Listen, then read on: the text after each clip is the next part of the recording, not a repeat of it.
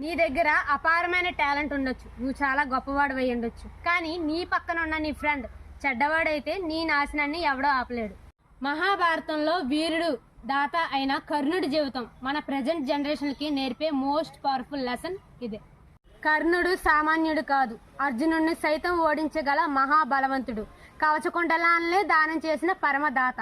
ద్రౌపది వస్త్రాభరణం లాంటి అన్యాయాలు తన కళ్ళ ముందే జరిగిన కర్ణుడు ప్రశ్నించలేకపోయాడు, ఎదిరించలేకపోయాడు. చివరికి ఆ బ్యాడ్ ఫ్రెండ్షిప్ వల్లే ఒంటరిగా యుద్ధంలో ప్రాణాలు కోల్పోయాడు. నువ్వు చేసే తప్పుల్ని సమర్థించే 100 మంది చెడ్డ ఫ్రెండ్స్ కంటే నిన్ను సరైన మార్గంలో పెట్టే ఒక ఫ్రెండ్ ఉన్నా చాలు, నీ లైఫ్ మారిపోతుంది. మరి నీ లైఫ్ లో ఉండే ఫ్రెండ్ కృష్ణుడు లాంటి మంచివాడా లేదా తప్పుదారి పట్టించే దుర్యోధనుడా? కామెంట్ చేసి చెప్పండి.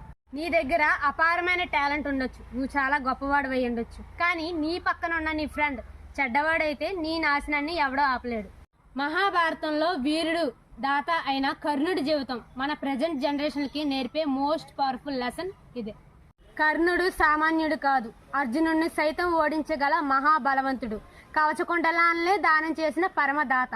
ద్రౌపది వస్త్రాభరణం లాంటి అన్యాయాలు తన కళ్ళ ముందే జరిగిన కర్ణుడు ప్రశ్నించలేకపోయాడు, ఎదిరించలేకపోయాడు.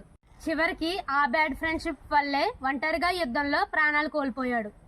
నువ్వు చేసే తప్పుల్ని సమర్థించే 100 మంది చెడ్డ ఫ్రెండ్స్ కంటే నిన్ను సరైన మార్గంలో పెట్టే ఒక ఫ్రెండ్ ఉన్నా చాలు, నీ లైఫ్ మారిపోతుంది. మరి నీ లైఫ్ లో ఉండే ఫ్రెండ్ కృష్ణుడు లాంటి మంచివాడా లేదా తప్పుదారి పట్టించే దుర్యోధనుడా? కామెంట్ చేసి చెప్పండి.